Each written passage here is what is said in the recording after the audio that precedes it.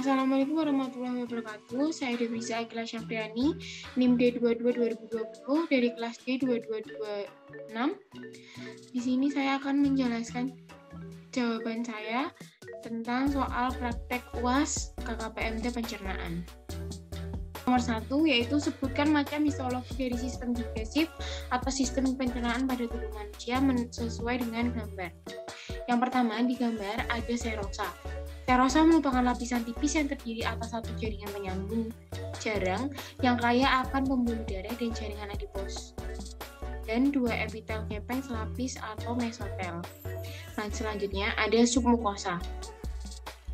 Submukosa adalah lapisan lambung yang terdiri dari jaringan ikat, yaitu jaringan penyusun lapisan submukosa lambung mengandung sel-sel saraf, pembuluh getah bening, dan pembuluh darah dengan fungsi menyalurkan nutrisi menuju lambung.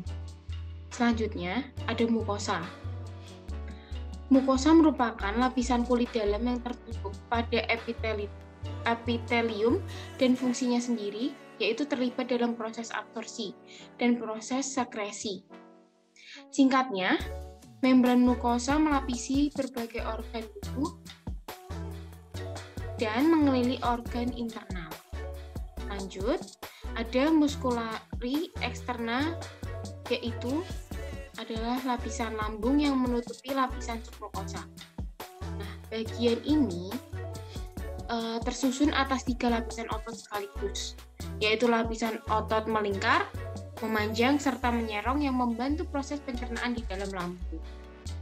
Selanjutnya, soal nomor 2, yaitu sebut dan jelaskan 3 macam penyakit pada sistem digestif yang disebabkan dari infeksi bakteri atau virus atau protozoa atau parasit. Yang pertama ada penyakit kolera. Penyakit kolera ini menyebabkan penderitanya mengalami diare secara tiba-tiba dan sering dehidrasi, mual, muntah, serta kram perut.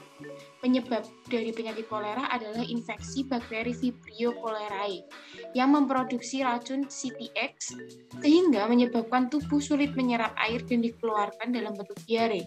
Penularan dari bakteri ini bisa berasal dari makanan laut, dari perairan yang terkontaminasi dan tidak dimasak hingga matang. Selanjutnya ada penyakit gastroenteritis. Gastroenteritis merupakan penyakit infeksi pada sistem pencernaan yang menyerang lambung dan usus. Penyakit ini dikenal juga sebagai flu perut atau muntaber.